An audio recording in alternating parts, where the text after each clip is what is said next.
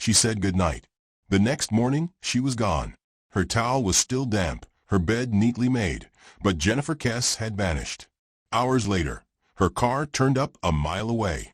On surveillance, a figure walked calmly from it, and in 3 cruel frames, their face was hidden behind a fence post. 19 years later, no one knows who that shadow was. No one knows what they did to Jennifer. Did a stranger snatch her as she walked to her car? Did someone she trusted betray her? Or is her killer still walking free in Orlando, smiling at the secret they've buried for almost 2 decades? Before we dive deeper, hit subscribe for more vanished and chilling mysteries. She said goodnight. It was the sort of ordinary, soft exchange that slips between 2 people who feel safe in each other's hands. A quick call with her boyfriend around 10 p.m.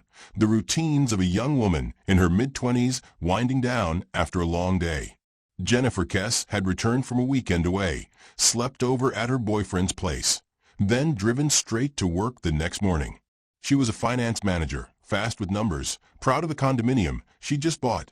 Careful in the way people who've learned from their parents' hard lessons can be. The towel still damp in the bathroom, pajamas on the floor, a brush on the counter. Like a life paused mid-breath. Then she was not there anymore. That simple goodnight is what footage of grief rewinds to a hinge. By the time her boyfriend and her parents realized something was wrong, Jennifer's car was gone and a small, everyday life had become a riddle that would outlast every holiday, every birthday, every hopeful anniversary.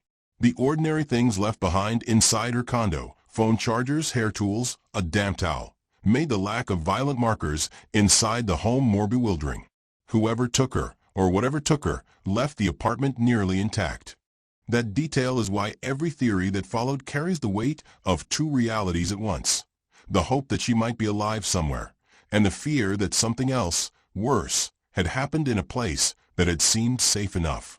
The clock of that morning is a thin thread of time that has been studied until it frayed. On January 23, 2006, Jennifer left work at about 6 p.m., called her parents, and later said goodnight to her boyfriend at around 10 p.m. The next morning, January 24th, she did not show up for work. Initially, police treated missing adult reports as just that, adults can go. But for Jennifer's family, this was not one of those disappearances. Her behavior before that day, responsible, connected, persistent about the small, ordinary life of bills and job and relationships, was not the behavior of someone planning to vanish. By midday on the 24th, the alarm bells were ringing. Her employer contacted her parents. They came to Orlando and found the condo apparently normal, but with the car gone. No signs of forced entry were obvious. No scrawled note, no message. Just absence. It took 2 days for anyone to see what the camera had seen. By January 26th, a tenant at an apartment complex about a mile from Jennifer's home recognized her car sitting abandoned and called police. Investigators pulled surveillance footage from that complex and found a grainy, partial record of a person, the lone figure who would haunt every file, every poster, every late-night tip line for decades. Someone parking Jennifer's Chevy Malibu around noon on the 24th and walking away. The captures were maddeningly inconclusive. A fence post and the angle of the lens aligned in such a way that the face was repeatedly blocked. In 3 separate frames, a silhouette is visible, but no face. The footage was the nearest thing to proof anyone had seen, an image that admitted it did not have the answer. Public imagination filled the blanks. On the one hand, the footage offered a single clear trail. The car moved about a mile from Jennifer's condo and left in front of a different apartment complex, where occupants had noticed it sit for days. On the other hand, the footage felt like a trick. The dark seam where surveillance failed to see turned into speculation's playground. Was the camera's fence post an accidental shield? Or was it deliberate? Had someone planned for the camera's blind spot? Or had the camera simply been an indifferent witness to an act whose small, casual violence was hidden in plain sight? Investigators agonized over both possibilities and over the way ordinary technological gaps could convert a snapshot into a lifetime of questions. The investigation pivoted through familiar routes: friends, family, co-workers. Detectives examined Jennifer's workplace, her home life, the recent relationships that seemed into her days. They pulled her computers and phones for forensic work. They interviewed a manager at her workplace who had reportedly shown romantic interest and been rebuffed. They looked at a construction crew that had been working on units at her condo complex, men who neighbors said had catcalled and harassed female residents. They examined the travel pattern from the weekend before Jennifer had returned from a trip to St. Croix and checked alibis. They tested what they could test. None of it resolved the center of the case. No one was able to place Jennifer alive after that last phone call at 10 p.m. on the 23rd, and no one could explain how her car got moved without either her keys or her presence. There are two uncomfortable truths about missing person investigations. First, the investigation's initial hours are the most fertile. Second, when those hours yield little, the case tends to calcify into patterns of suspicion and complaint that are hard to dismantle. Jennifer's family has said that the first officer who came to the condo told them, in essence, that she would probably return after a fight with a boyfriend. That kind of early dismissal, sincere or mistaken, becomes part of the story. It clouds the minutes when a search might have been broadest, faster, hungriest. The Kesse family fought to get full records of the early days. They sued to pry open files and eventually obtained thousands of pages. They refused to let time quiet their questions. From the earliest days, people floated theories that range from the plausible to the grotesque. Some investigators toyed with the notion of human trafficking, given the lack of struggle in the home and the missing items, phones, purse, keys, the wallet, which normally signal some outside intervention. Coverage and family speculation also turned to the construction workers, men who, according to neighbors and Jennifer's own remarks, made her uncomfortable with persistent comments. But the construction workforce was large and multilingual. Language barriers complicated interviews, and nothing definitive ever attached to any individual in that crew. Detectives interviewed a wide circle of coworkers and men who had known Jennifer. They pursued leads into other states, and even into Mexico and Russia at the family's urging when tips arrived. Still, the case resisted containment. It had the stubbornness of a gap in a story that refuses to be filled. What the files do show is a series of painstaking but incomplete processes. DNA swabs that sometimes yielded nothing, a forensic examination of the car that was exhaustive but not conclusive, and repeated re-examinations of evidence as technology. Years later, the FBI added Kesse to its missing persons listings. The state passed legislation in part named for her to change how missing persons were handled publicly and internally. The case acquired podcast episodes, national attention, and the kind of amateur detective scrutiny that both helps and hinders. For Jennifer's parents, the public attention was an ally. It kept the case alive, but it was also a torment. Every new theory was another turn of the key in a lock that had no door. Over the subsequent decade, the case threaded through the usual contours of cold cases. Leads cooled, tips ran out, and the family carried the investigation long after the official limelight dimmed. But cold did not mean finished. In 2010, the FBI became more formally involved, and in 2022, the Florida Department of Law Enforcement, FDLE, took the case into its cold case unit, promising to re-interview people previously questioned and to retest evidence with newer methods. Then, in 2025, the case again experienced that rare, tremoring lift when authorities announced newly uncovered evidence and a narrowed list of persons of interest. The Kesse family described being told that new DNA evidence had come to light and that the FDLE had whittled potential suspects down to a small list. Those words, new evidence, narrowed list, are the small, bright things families cling to after years of darkness. Even with fresh leads, the arc of missing person investigations is not always linear. New DNA does not always equal arrest. New interviews do not always mean breakthrough. There can be, instead, a patient, procedural narrowing, a focus that will only sometimes yield the kind of arrest that will be televised and written about in cold, definitive prose. In Jennifer's case, for every hopeful update, a retest, a new lead, a fresh beach combing by volunteers, there has been a counterweight. The persistent absence of Jennifer herself, the absence of a body, of a confession, of a witness who can say, I saw her after that night. The absence is, in itself, the hardest clue to use. It forces you to imagine every possibility and condemn none. What might have happened that night? The only truthful answer an outsider can give is, we do not know. But investigators and family have constructed a set of scenarios, each held together by small facts. One scenario suggests abduction while Jennifer walked to or was getting into her car, perhaps by someone who had been watching her routine, which could explain the absence of forced entry and the later movement of the car. Another theory posits that someone Jennifer knew briefly gained access to her home or to her trust and left with her voluntarily or under threat. A third suggests opportunism, that a stranger, a driver, a laborer, someone passing through, intercepted her path, moved the car to avoid detection, and disappeared. Human trafficking was considered, but found less likely by many investigators because of the evidence patterns. Each scenario reflects a different human logic. Each leaves open heartbreaking questions. People who knew Jennifer emphasize what is so easily lost when a case becomes an object lesson.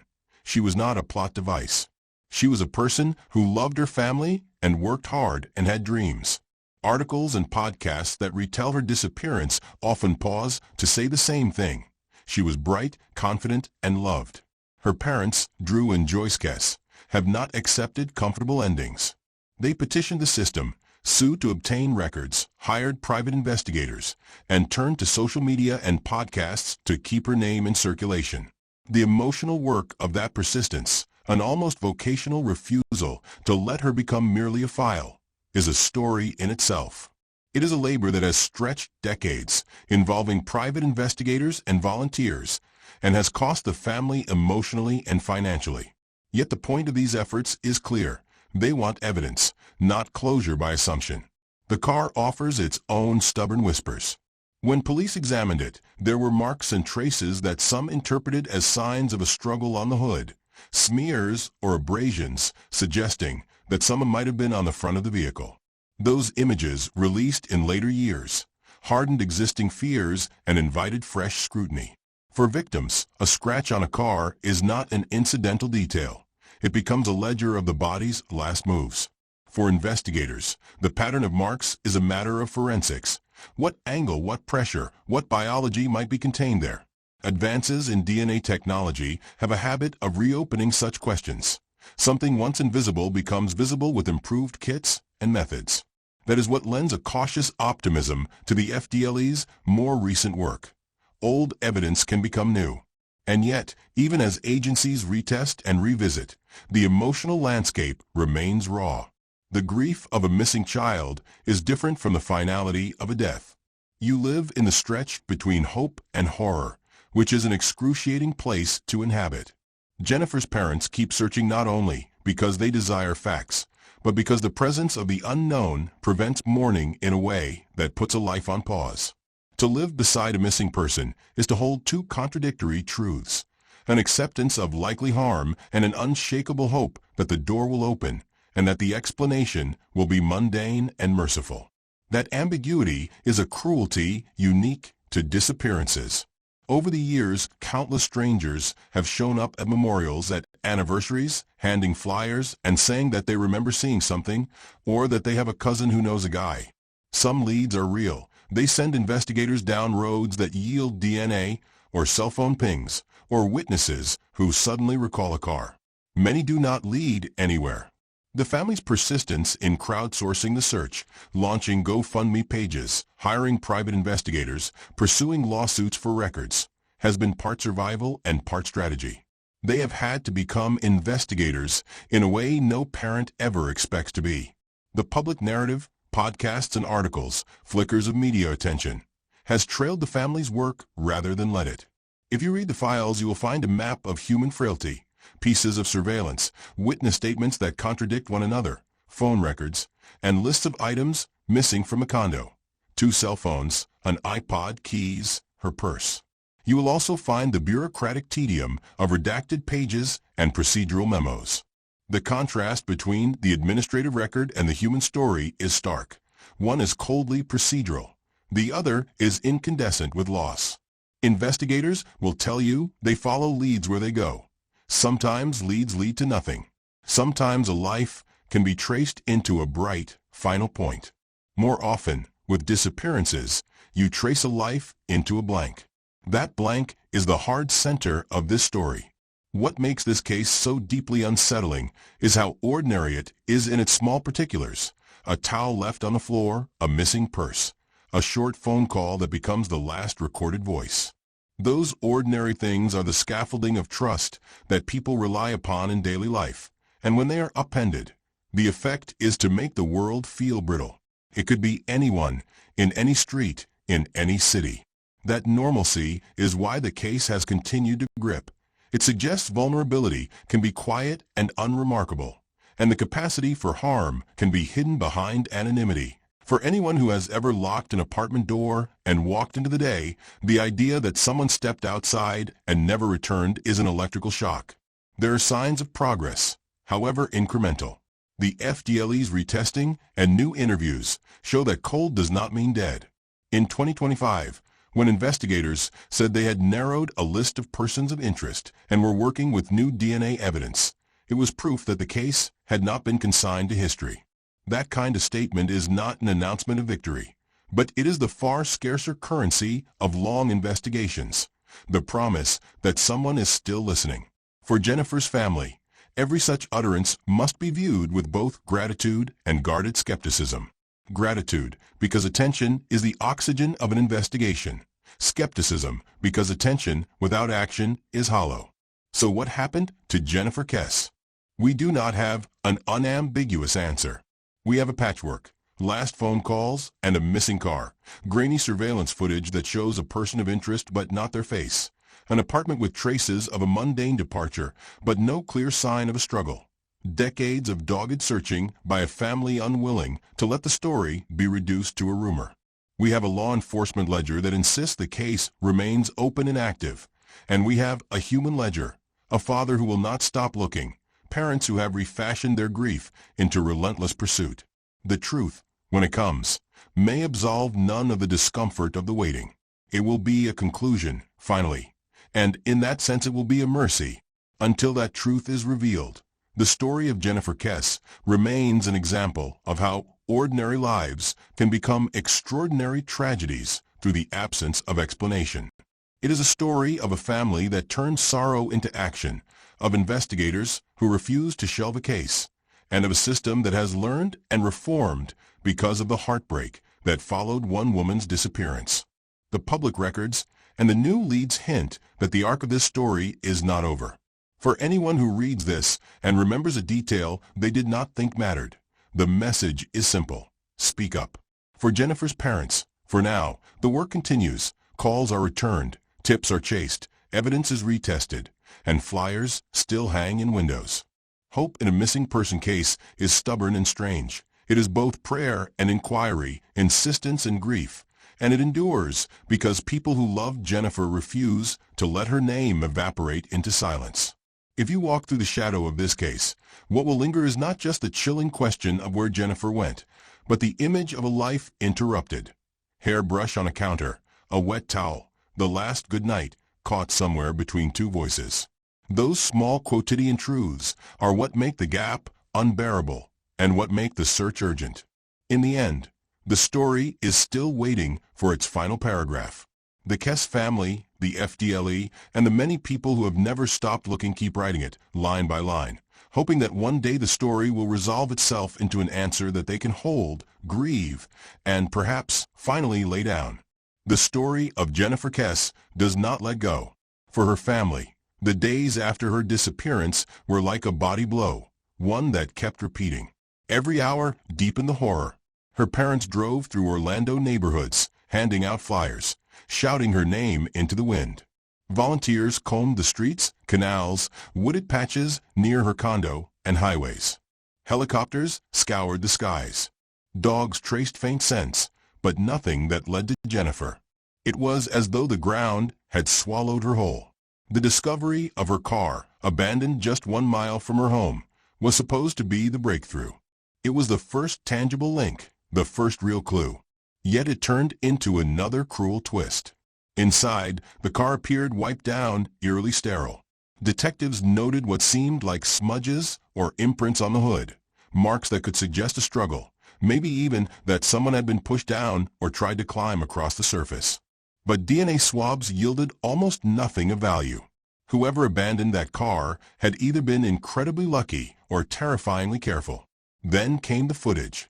The grainy surveillance video from the Huntington-on-the-Green apartments remains one of the most haunting fragments in true crime history. It captured a person walking calmly, almost casually, after leaving Jennifer's car in the lot. For a few agonizing seconds, investigators, and later, the world, saw the shadow of someone who might be the key to the entire mystery. Yet, at every critical frame, a metal gatepost intersected perfectly with the person's face. 3 times. As if fate itself had conspired to hide the truth. To Jennifer's parents, this was almost too much to bear. The universe had given them a suspect and snatched their identity away in the same instant. That person, now frozen in time, became the person of interest. A shadow without a name. Investigators spent years trying to decode that silhouette. FBI experts analyzed gait, height, and proportions. Was it male or female? Tall or average? Young or middle-aged? Even with forensic enhancement, the answer was maddeningly inconclusive. Some believed the figure matched the build of a construction worker.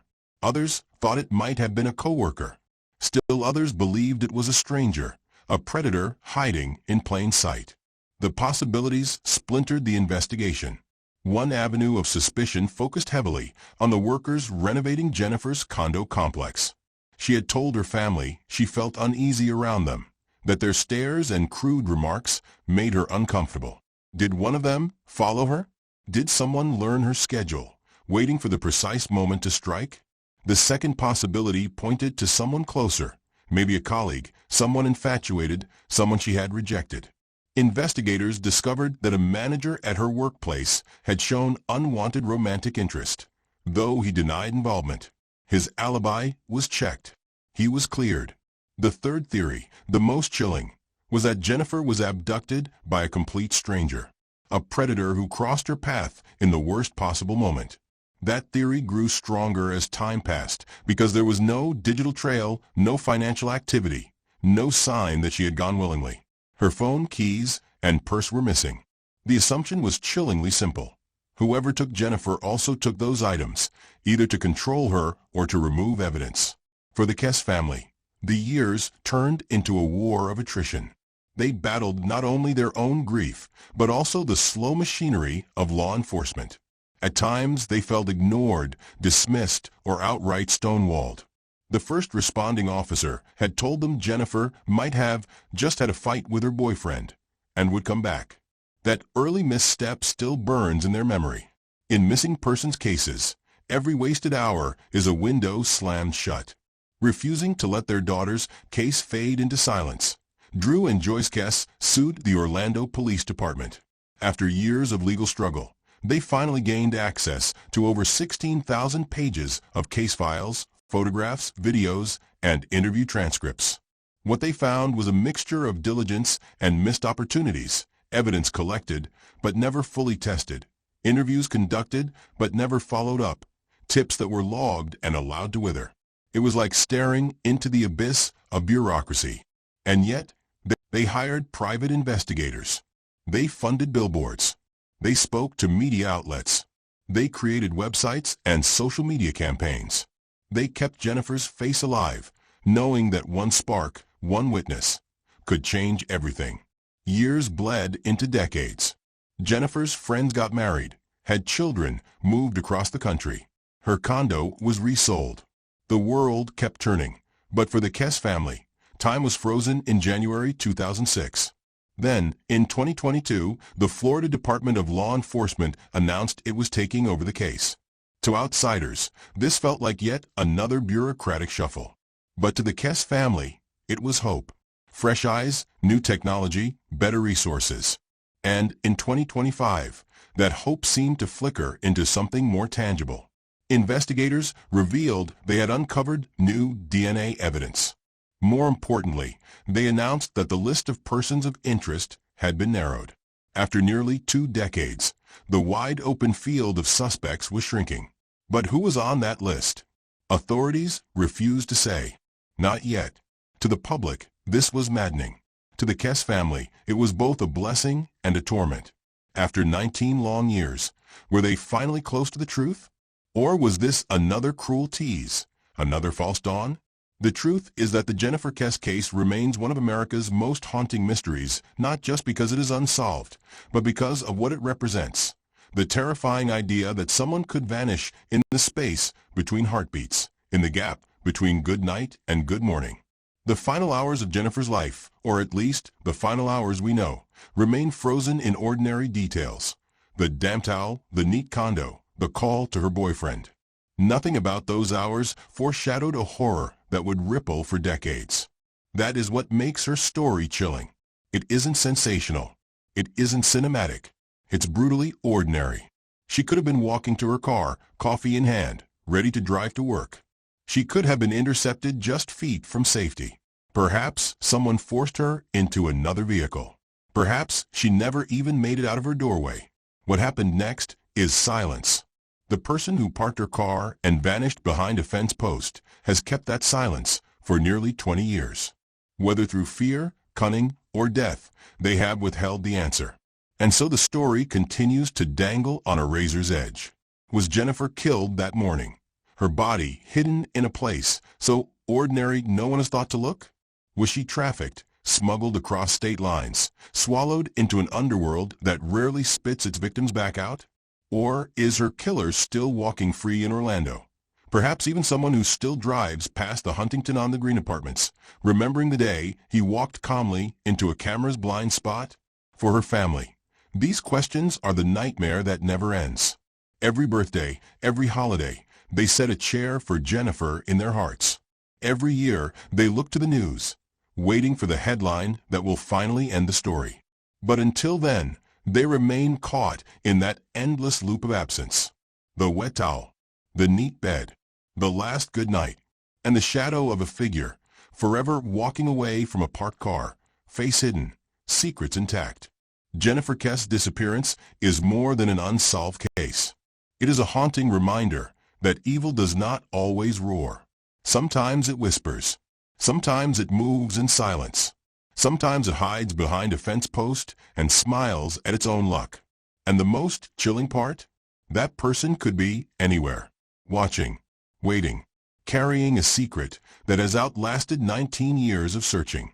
Somewhere out there is the answer. Until it is found, the Jennifer Kesse case remains one of America's darkest open wounds. A story without an ending, a ghost without a grave, and a question that echoes every time her parents close their eyes. Where is Jennifer? No one knows still. Don't forget to subscribe, hit the like button, and turn on the notification bell, so you stay updated with mystery stories that strike a chord. Thanks for watching.